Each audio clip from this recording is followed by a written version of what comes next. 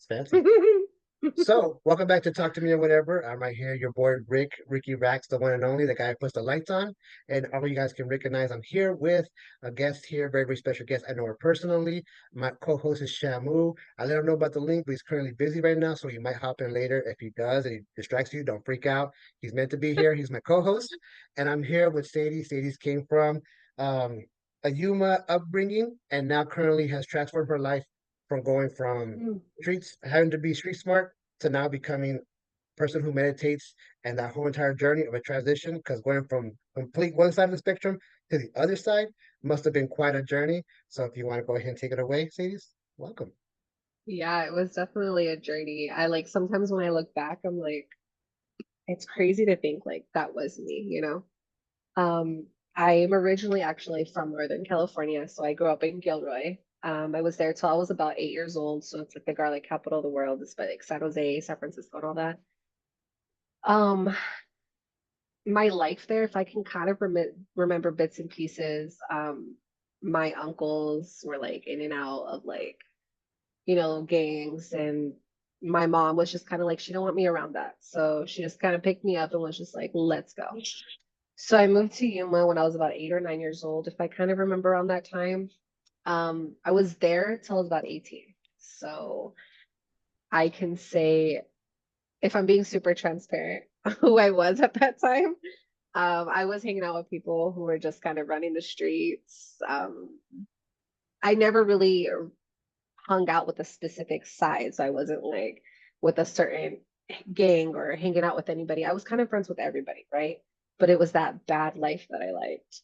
Um, so kind of just to brief it out, I've always had an interest in like just being dangerous and getting in trouble. So that was like my interest. I loved getting in trouble. My mom would always tell me, she's like, you were my headache child.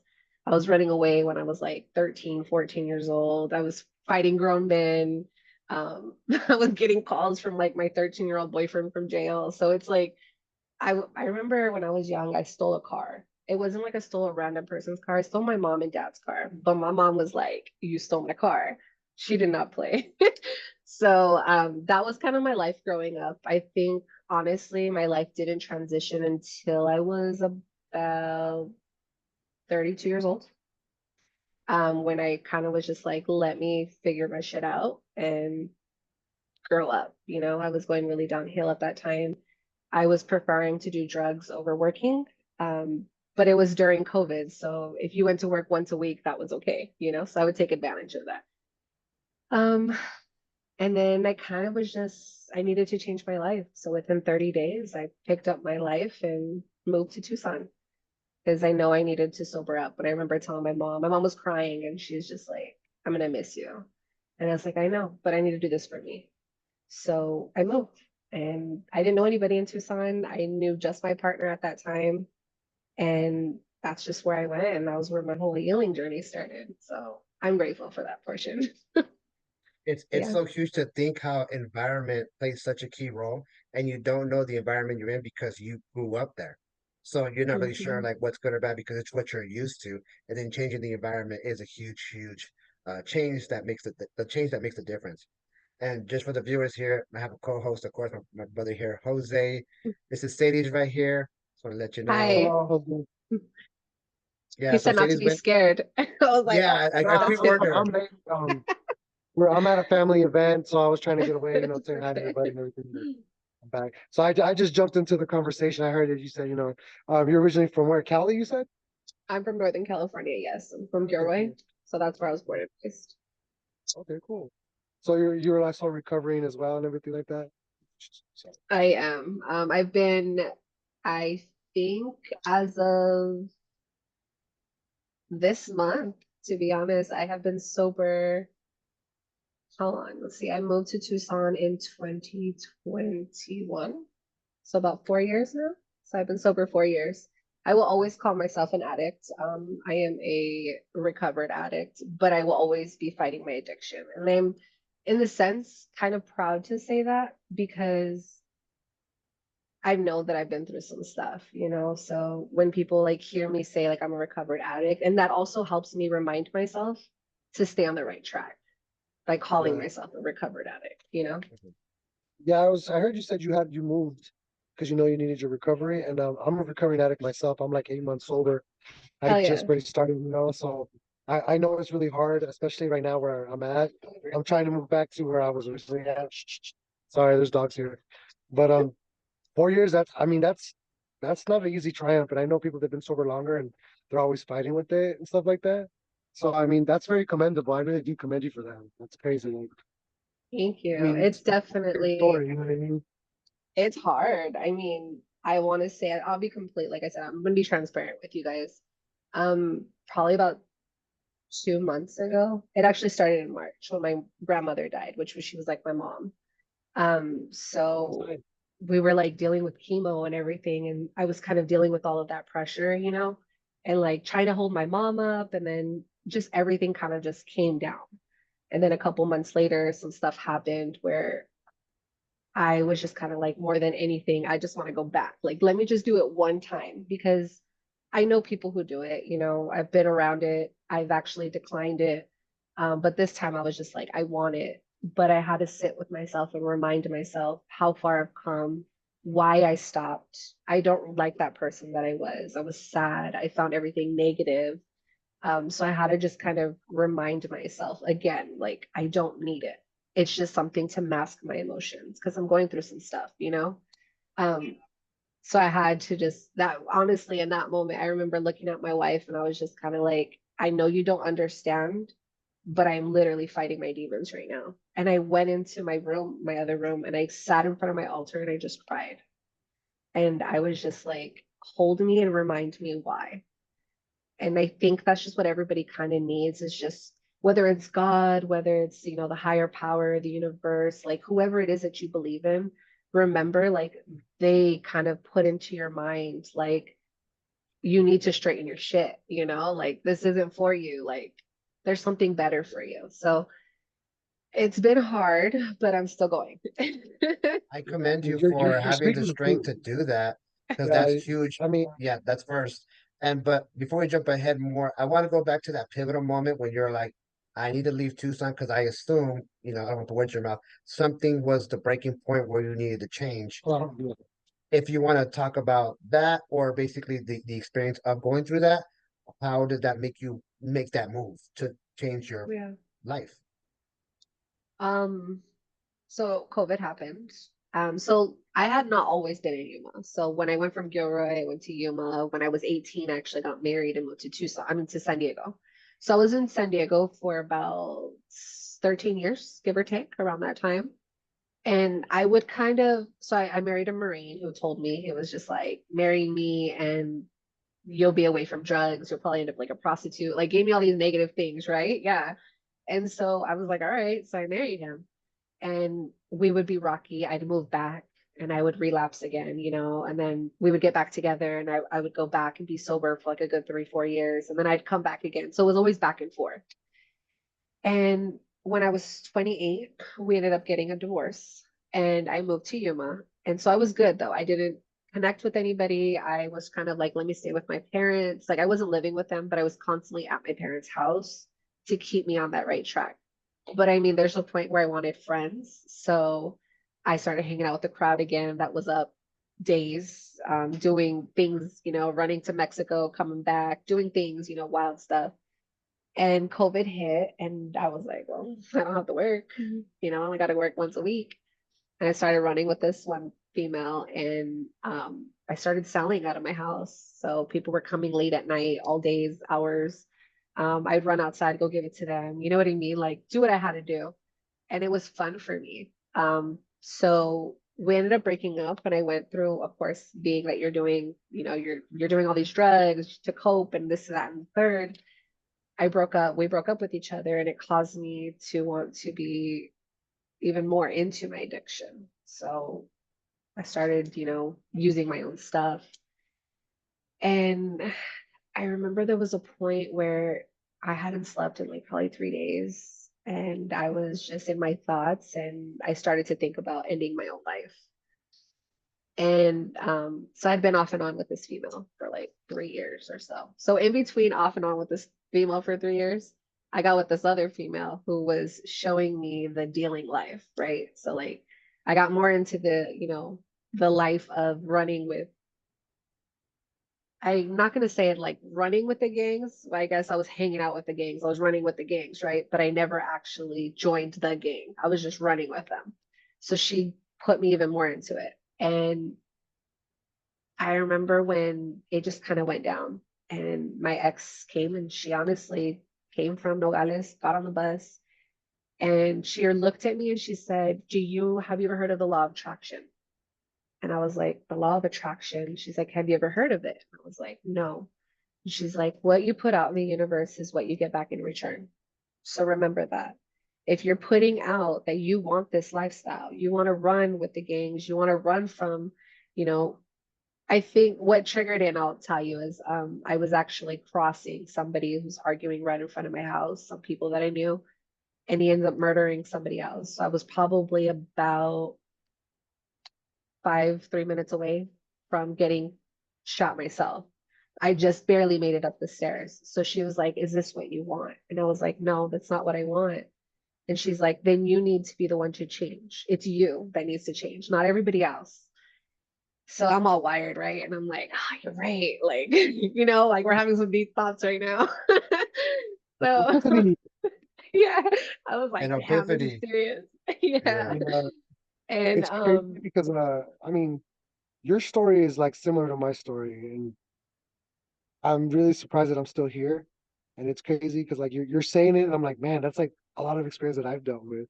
And now, yeah, like, you notice the difference from now to back then, like your changes.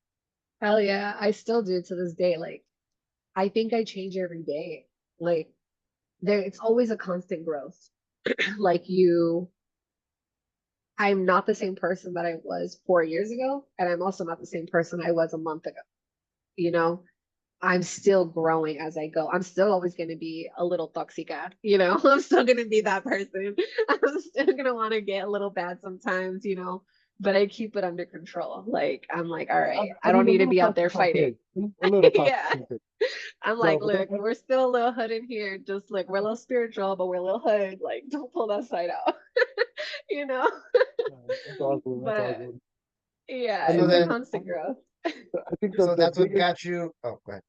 no, but I was like the biggest thing that I notice is people when they mention to you, it's shocking when people mention it to you. Like, from what I remember last year you were to now, it's big difference. And I'm like, I don't see it, but I'm barely going through my transition.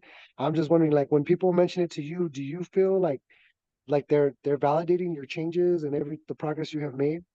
I do, but honestly, I'll be real with you. Not everybody validates it. I did hang out with my friends after probably about 3 years. I haven't hung out with my friends. I kept myself very far away from my friends until I knew that I was ready. So I did hang out with my friends again last year, and my friends are going to be my friends. That's my friend. They're doing what they got to do. I'm cool with it. Just don't give it to me. And they were really scared to be around me. And I was like, why? And they were like, because like you're all God and stuff. And I was like, I'm really not all about God. Like I'm just the creator, like everybody. And I was like, but that's you, not me. Like I'm my person. And they always like when I seen them, they were like, that's dope though. Like you look different. Like I want to be that sunflower. And we'll get into the story of like my name Sunflower and who I am and what represents the sunflower represents me. But um they're always like, I want to be that sunflower. Like, how do I become a sunflower? And it's hard because I'm like, I don't know. Like, I don't know how to be a sunflower. I just kind of live through my life every day. But now Rax actually honestly made me think about my life. And I was like, oh shit. Like now I can tell people how to do it. So just so you know, my brother Shamu over here, when I was working with Sadie's, they would call me Ricky Rack. So when she says Rack, she's referring to me, just so you know. But what I That want to go to is so then understanding what she told you and you basically having an epiphany and deciding to move somewhere else to get out of the environment. I know there's a process of growing, and what was the process for you for letting go of your old habits to let yourself become the sunflower? Like, how did you get yourself out of your own way, if that makes sense? um, we broke up. I moved to Tucson and her and I broke up and I was alone for the first time. I've yeah, never been alone. I'm doing I've the interview. always Sorry. It's okay. I've always been with somebody. Like I've always dated somebody, or I've always lived with somebody, or just been around people. And for the first time for a year, I was alone. So I had to really sit down with myself and be like, what is it that I don't like about myself? What is it that I wouldn't, what do I see in other people that is a reflection of myself? And I was like, wow, like I was a cheater. I was a liar. I was a thief. Um, gosh, I was a billionaire. I was a fighter. Like I would literally be like, fight for no reason. I'd want to fight because I'd want somebody to try to test me? And I was like, why do I look at people and I judge them for how they act, but I don't judge myself? Like, why is that? And I had to really tell myself, like, you need to change. Yeah, you need to change. Like, why do you need to fight people for no reason? Like, why are you so angry? Why do you steal? Like, you have money. What is the point of that? Why are you lying? You can't tell the truth. It was like things like that. And it literally took me to be by myself. I'd wake up and I'd be by myself. I never left my apartment unless it was to go out walking or to go pick up groceries at the store. But I literally was in my apartment for a year, and majority of the time I'd get my groceries delivered. So I was just alone all the time. That was when I was like, all right, it's time to change. Like, I can't be the same person or else I'm going to hate myself forever. That right there is huge because most people can't fight their inner demons. That's why they're still partying. People that you know from Mhm. back in the lifestyle still doing what they're doing because the act of taking accountability and dealing with your own like shortcomings or experiences that make you want distraction, like taking drugs or getting into fights or whatever. The fact that you can do that and found the strength to do that, that's huge. I'm pretty sure your grandma, when she went through what she went through and she passed, she would be happy of you right now. Isn't that? Yeah, So you should be proud. she really is. She looked at me. I remember when I was like kind of taking care of her, and she was like, I'm proud of you because she's seen me. Like, my mom sent me to my grandma's for a little bit. So my grandmother was taking care of me when I was younger, when I stole that car. So she was like, I don't want you in my house. My grandma's like, I'll take her. So my grandma did see me like growing up and all the craziness that I put everybody through. Um, but I don't think anyone, and I don't even think my mom has like the down of everything that I went through for that year. And it literally just took the breakup to kind of throw me into that. It was she started it in the sense of like putting things into my head because she was spiritual as well. She is spiritual. And but I remember when I was with her, she would be like, I thought I wanted to be a witch. I was like, I'm gonna be a witch. I'm gonna do some spells and stuff, right? I don't know about being witches. I just know I'm powerful, but I'm not meant to be a witch. Yeah. Somehow something came across, whether I was on Pinterest or something, and I discovered chakras.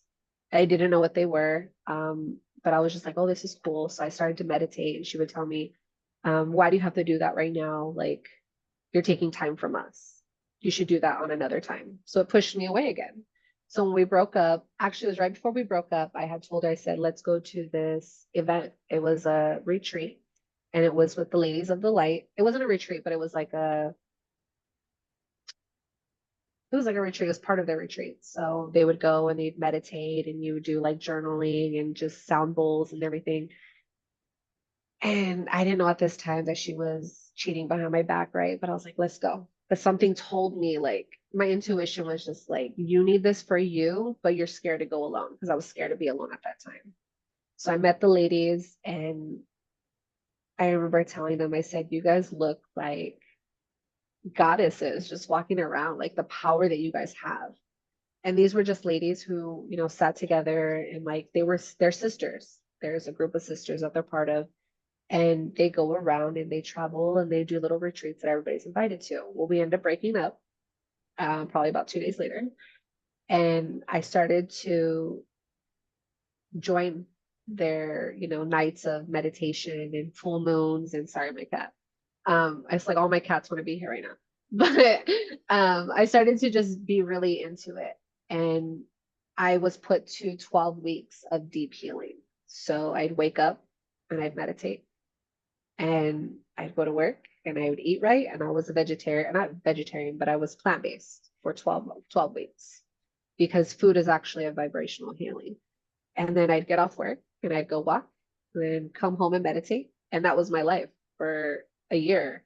So that was what really woke me up. Like when I sat with myself and I was like, wow. And I didn't realize that every chakra in your body actually is a healing point in your body. Like you're a part of your soul that you're healing. And so every week I would focus on something different, a different chakra until I got to my crown. And I was like, super powerful, like I'm this bad bitch. And like, and that's where sunflower came from. So if you guys know anything about the Native Americans, we go through a rites of passage. And at the end of the rites of passage, you are given a name from your tribe. Well, my tribe is the Ladies of the Lights. And they were like, you're like a sunflower. And the representative sunflowers is that during dark times, so they face the sun to keep themselves open and bright, right? And when it gets dark and the sun goes down, they actually face each other.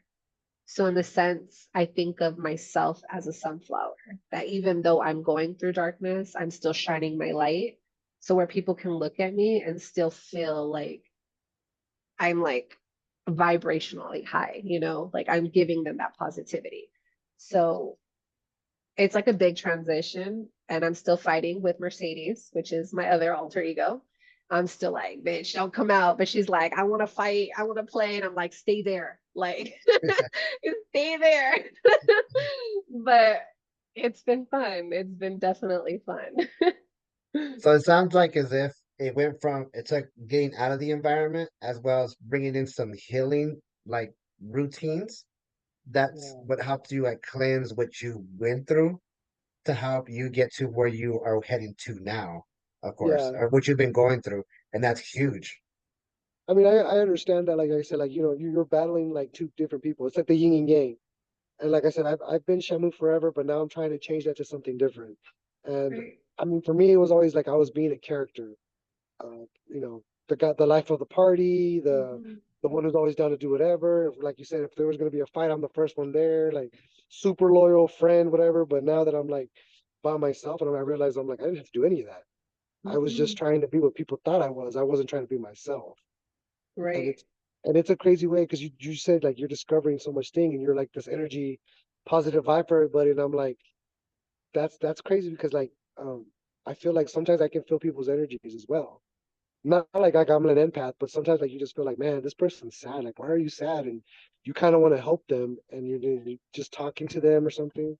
Do you ever get that feeling yourself that like you just I need to help this one person for some reason? I think I am really bad at that because I'm trying to help everyone. I'm like, oh, you're sad? I want to help you. Oh, you're crying? Why are you crying? Let's talk. Tell me your problem so I can take it. But I had to realize that I can't heal everybody. I really can't. So yes, if you want to talk to me, you can talk to me, but I'm not going to ask you, do you want to talk? Because then I'm opening that door to accept your energy. You are an empath. Like whether you say like I'm not an empath or not, you really are. If you can feel other people's energy and you know that they're going through something and you want to help them, you're an empath.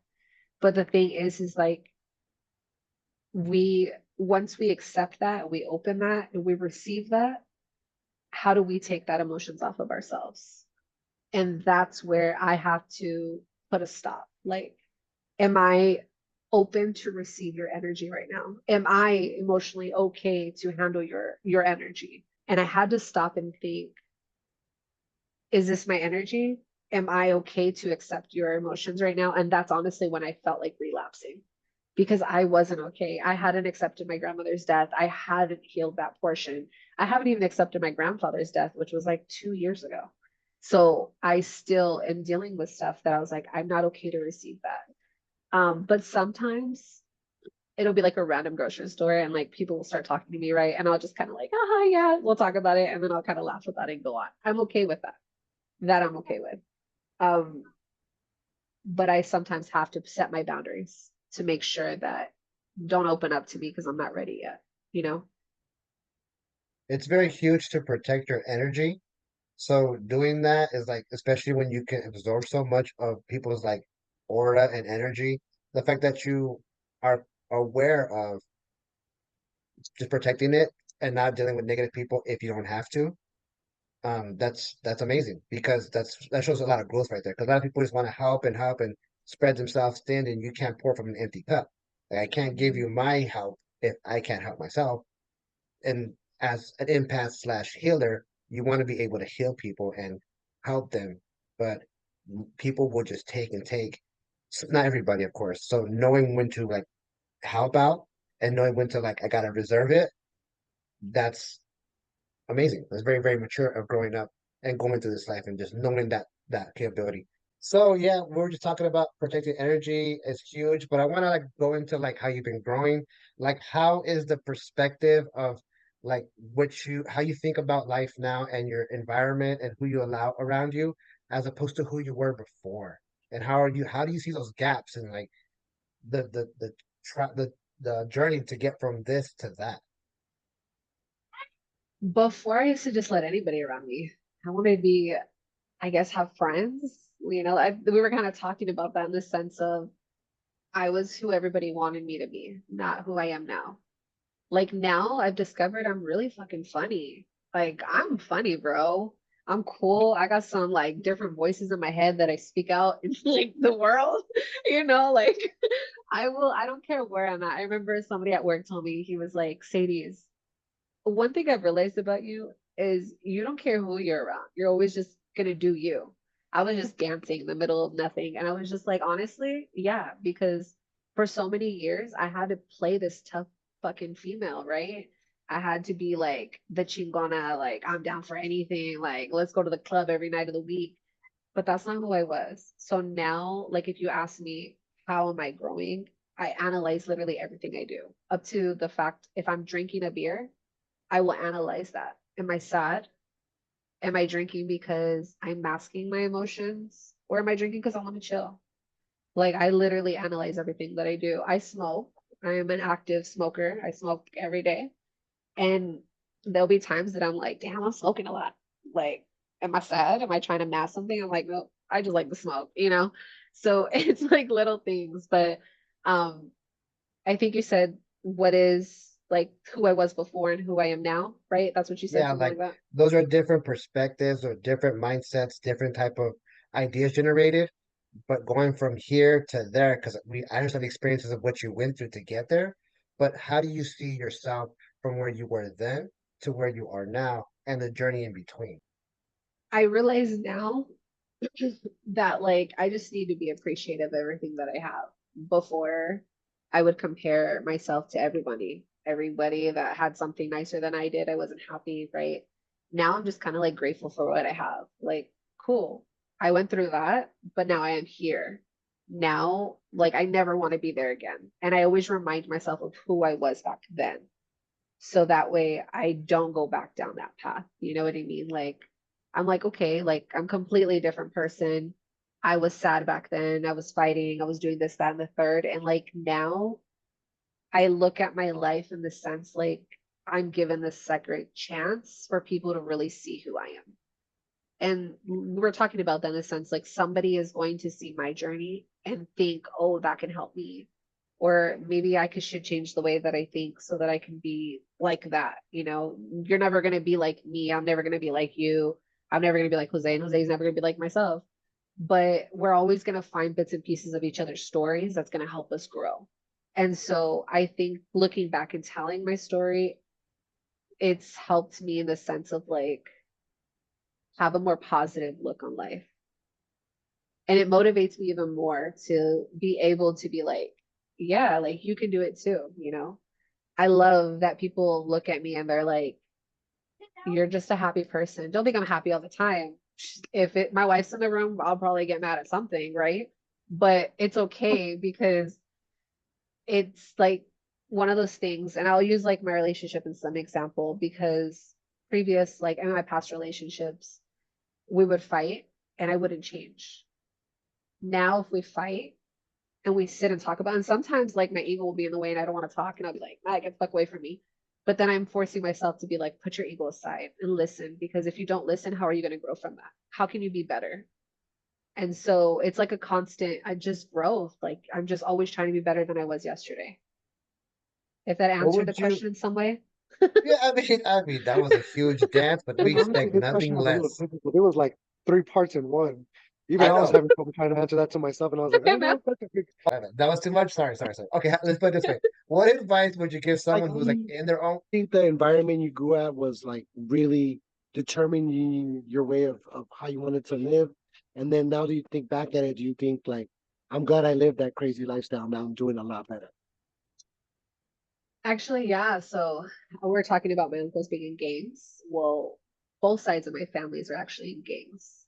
My birth father is in gangs. So I grew up in gangs. Like, not that again, I wasn't the gang banger, but I grew up in it. So it was just kind of like, well, this is my family. This is who I am. This is who I have to be, right?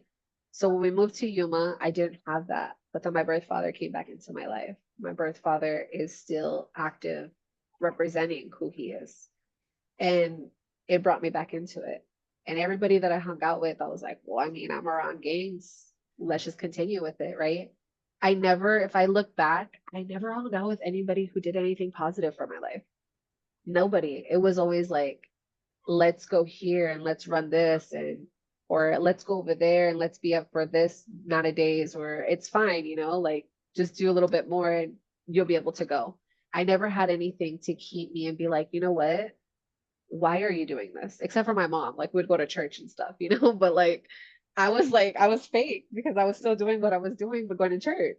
So by moving out, I can say not until recently, when I say recently, like 2 years ago or so, have I been surrounded with that lifestyle again, but not in the sense like I'm in it, but I know people in it, right? And so it took me to leave my town to be able to be like, that's not who I want to be. And now I have like positive people in my life, people who are wanting to grow, people who are like, who've been down probably the same path as I have, right? Just in different versions. And so now we motivate each other to be better. Whether we don't realize it or not, we're just literally conversing with each other and talking to each other every day. But they'll say something, then I'll be like, damn, you're right. Right. But I didn't have those conversations back then because those weren't the people that I was surrounding myself with. They liked to be bad and crazy. They still are to this day, and that's okay for them. So I definitely think where I was and where I grew up and how I was raised, that kept me there. Uh, That's just crazy. Like, my brother can Rick, we grew up, in the same kind of environment, crack epidemic. So we were around it. My mom sheltered us the best she could from it, but I was the one kid who like was drawn to it the most. And I get that. It's hard to like look back and like think about like we did some crazy stuff, like, but we wanted to fit in, we're looking for something, whatever it was, we thought we found it, and now you're like, as you get older, I'm like, you're dumb. Like, we're just dumb kids, really dumb kids that thought that's what we were supposed to do. And like now that I'm older and I guess you could say like adulting, I'm like, why didn't I do this earlier? This is much easier than what we were doing, like, so But that's it's crazy. cool though, because now we can tell our story. So like, you asking my story and how I did it, someone's gonna ask you one day, like, how did you become 8 months sober? Like, how did you do it? And then you could be like, I don't know, it just happened. Like I had to make this change to do this and not realizing it. But like that right there and what we went through, whether it was that or not, like it's okay. Like in the sense, like I'm really grateful for everything that I went through.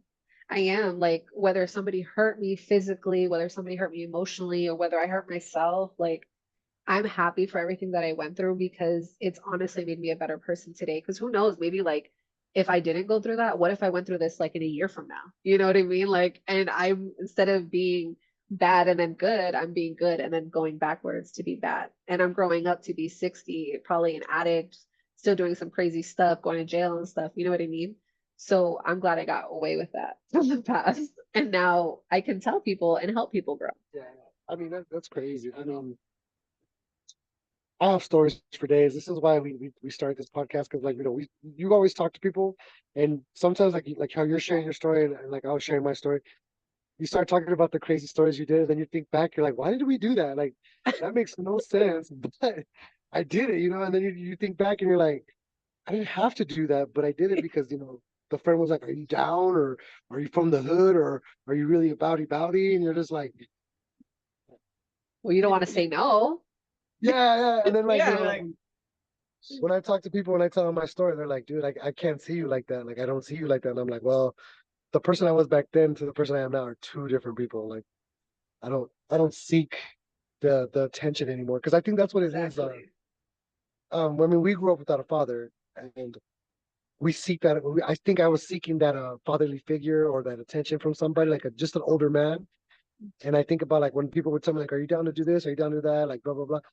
I was always down because I was like, "Well, I'm trying to prove myself to you that I am, that I am that man, that I can be that dude from the hood." And now that I think about it, I'm like, dude, I didn't have to do any of that. I could have just stayed on the straight and narrow, and I'd probably be further ahead than I am now.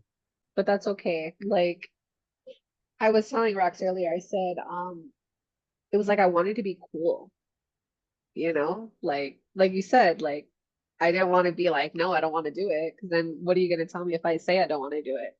So, I mean, and I was telling him, I said, sometimes when I think about my stories, I laugh and I'm like, damn, that was kind of fun. Because like I have some stories that I was like, Mom, I've never even told you. And because she's like, what's this podcast about? I was like, just my life. And she's like what? And I was like, there's some stuff I can't say because you don't even know. And like, I don't want, I don't want to open that door yet.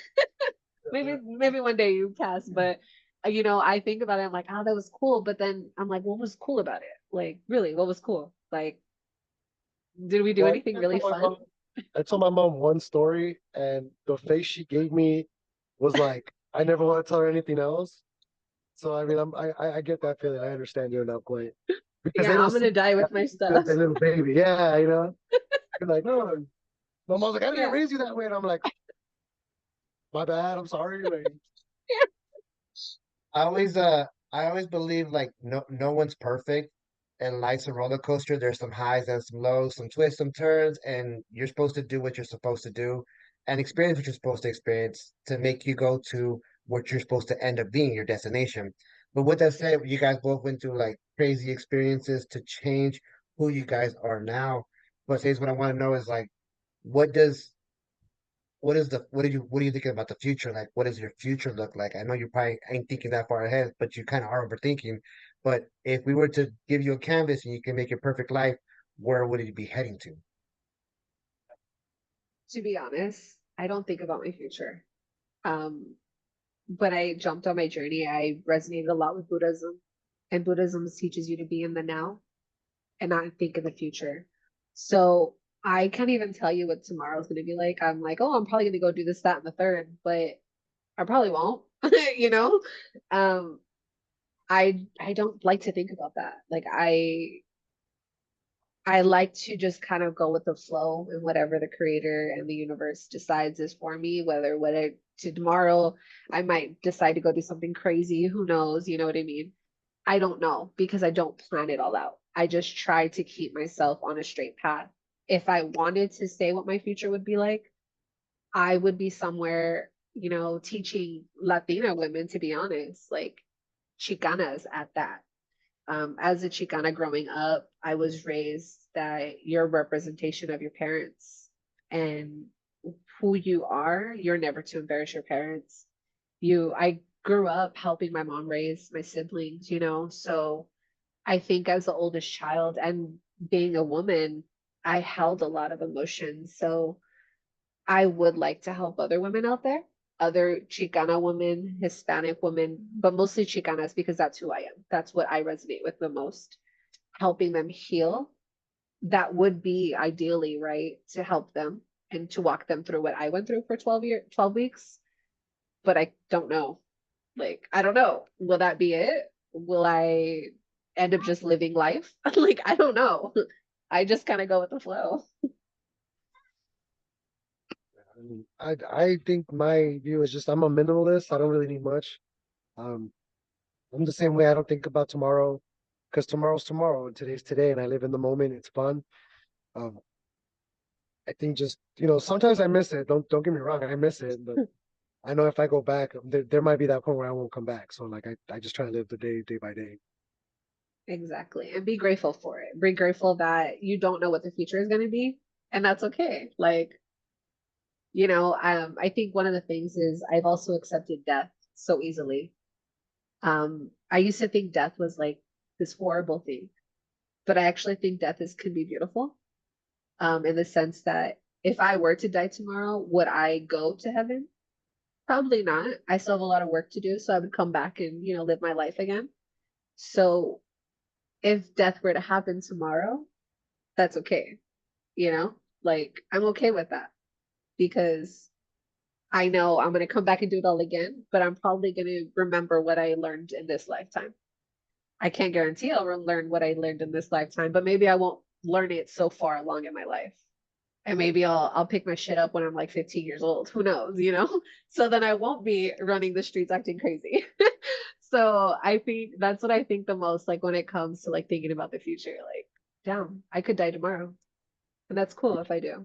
It's not sad. It would be sad for everybody else, and I'm not hoping it to happen, but that's okay, you know? What did you bring from your past life, Sadie? I'm a runner. I run from everything. So once life starts hard, I pick up and I leave. I'll move a whole city. Like, because I'm not comfortable staying in situations.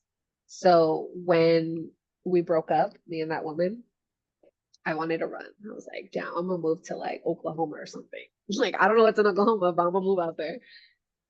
But I had to stay. I was like, for some reason, I came to Tucson. For some reason, I'm here. I don't know what it is, but I'm here. So I'm gonna stay and I'm gonna come and handle my battles. I'm an angry person, so I brought anger in my past life. So I'm managing my anger, you know what I mean? Um, there's probably so much more, but I know firsthand I'm a runner. One of my teachers, actually, my mentor, she did I can't remember what it's called. Like she was able to see my past life. It's almost like a past life regression in some way, but not really. I had asked her the question. So she said that in my past life, I was this beautiful Native American woman with like long black hair. And I was with my tribe, and my tribe was like almost like there was a battle going on behind me. And I was picking up my things and I was looking back like sad that I was leaving my people behind, but that I was running away. And that's what I took it as, like, okay, I need to stop running and I need to start dealing with my shit and stop running. That's what it is. Because running away, I'm never going to actually resolve anything, you know? Going back to the past when you were like what you're saying before, like you're taking more accountability, analyzing, thinking about why you think about things, and then knowing the fact that that's what you need to learn because in your past life you were a runner. Like I think you made really good progress. So if you were to die today, I mean you're doing great, of course. But going back to your future, I'm thinking like in your recent future, one thing that I didn't even know you did was you vlog on TikTok, which I didn't even know you had that many followers and so many views. I I'm don't like, even think I where did have a that lot of come from? followers. Huh? I don't think I have a lot of followers, but it's consistency, You interact with everybody and I'm showing people the real me. So like people like who I am. I'm funny sometimes, or like my life isn't that interesting. I go to work and stuff, but I do explore a lot. I do like to be out in nature. We do see a lot of things.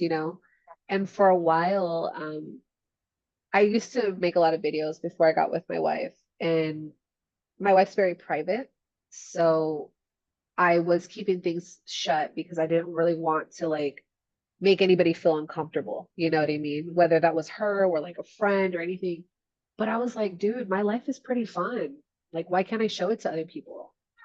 And I stopped caring what everybody else thought.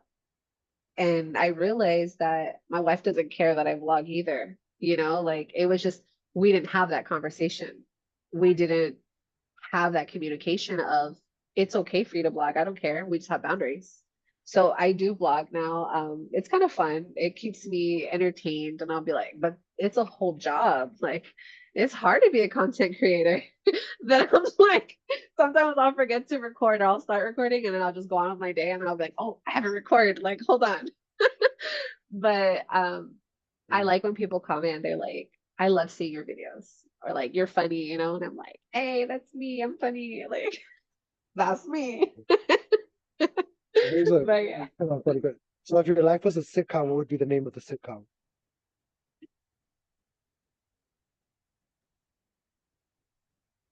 I And don't you got her thinking. know. You got her thinking. Yeah. She was stuck. She's like, what? I don't know. What would be like, I don't know. We'll go back on that one. I don't know. I Well, can't yeah, think. Like, we definitely want you. We want you back on the podcast if you would like to come back. You're more than welcome to come back, of course. But you can more answer at a different time. Unless you want to think about it, it's up to you. that wouldn't, I wouldn't mind. It's not that hard. I thought it was like, at the beginning, I was scared. It's like, No, no, no, no, oh, no. We like to ask different questions. We just, we're not like those ones who are trying to investigate. Like, I want you to tell me your deepest, darkest secret. We come up with everything on the spot because to me, it's more funner that way. People open up yeah. more and they're like more comfortable when they have like a silly question. To be like, oh, like if what would be your last meal if you had one last meal of the day? What would be your last meal? My chicken parm. I make Chicken some parm? bomb chicken parm, but only mine. Not Olive Only Garden, not like the Italian restaurants, like only mine. That's the only one. That would be well, my if you last ever make meal. some extra chicken parm, let us Yes, I know. haven't made it. Oh, but man, I get down. Or some ribs. I love me some barbecue, but it has to be fall off the bone ribs. Like Yeah. none of that, like my teeth are hurting kind of ribs. Like, no, Where you I have need to to be chew able all to the time. pull the bone. Yeah, like just pull the bone out, you know? But yeah, that One would be thing my that last meal. reminds me earlier, you were talking about how food is also healing, like food is medicine. I believe that food is either fighting illnesses or fueling illnesses. If you want to talk more about that as well, of what you Yeah, meant earlier. so when I went through the 12 weeks, it taught me that food are all vibrations. So when you're eating meat, you don't realize like you're eating the cow's emotions. The cow knows it's gonna die. The cow got murdered for you to eat, or whatever got murdered for you to eat, right? And you're eating all of those emotions, those vibrations. Like you don't realize meat holds a lot of it. So they taught us to eat food that comes from the ground because it helps you ground yourself. So for every week, we would eat something different. Um, if we were working on our root chakra, we would eat either food that came from the ground, or we would eat food that was the color red, right? So every food has a different vibration, and it helps you open up that certain chakras. And like fruit and vegetables are the most amazing food that you can possibly eat. Like it's so good for your skin. It makes you think clearly. You don't feel so heavy and stuck or sad. Like I don't know if you've realized it, but after you've ate like a burger and fries, like you're just like kind of sluggish. You're just like, man, I just want to like chill in my sense. I just want to smoke and like watch TV at this point, you know? Like I just ate a burger, like I'm just gonna fat chill at this point. But like when you're eating a salad, you're like, all right, I'm ready to go. Let's go to Hobby Lobby. Let's go to Walmart. Like I'm good. I feel light. I don't feel so heavy. And like when you're eating food, it kind of holds you down in a sense.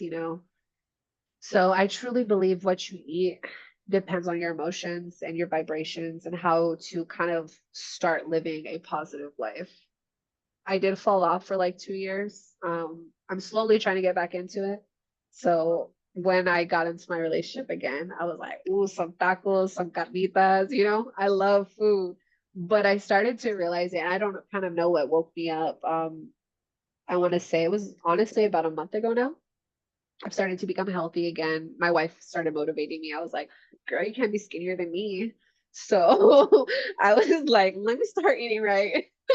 So now I feel happier. I don't feel so heavy anymore. Like if I get hungry, I'll eat an apple. Or if I get hungry, I'll eat a banana. And I'm like, okay, that filled me up. I feel healthy. I feel good now. Like I don't feel so heavy and sluggish. Um, but it's definitely something that everybody should look into. With that said, we definitely want to go ahead and wrap this up and make sure that you can plug anything that you want to plug in after this. You want to, if people want to get in contact with you to like say having follow-up questions or want to like hear more of your story or they really resonate, did you want to share any kind of, I know your wife's very private, but I don't know how you feel about that. Um, I think my last words was you be the change. Earlier when I was speaking about how like don't accept everybody's vibration, it in the sense of like even though you're not accepting it, you're also guiding them to be able to do it on their own, you know? So by you following along on your own journey and you being like, this isn't what I want, other people are going to also realize that that's not what they want either. Like, oh, damn, Sadie's is doing that. Like, how do I do that too? And then they start to watch. And like, don't be so quiet with your life. Like, show people who you are, be yourself. Don't be who everybody wants you to be because you'll realize that you're actually probably a cool person, not from what you're making that image to be, you know?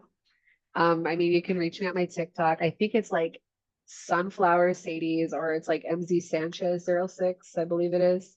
To be honest, you can find me under Sunflower Sadie's. You see like this little baldy, that's me. But Us, we'll link it, we'll link it. But with that, I want to say thank you for Yeah, coming to the hold on. show. It's good. It's all good. I accept that. I like it. yeah, thank you.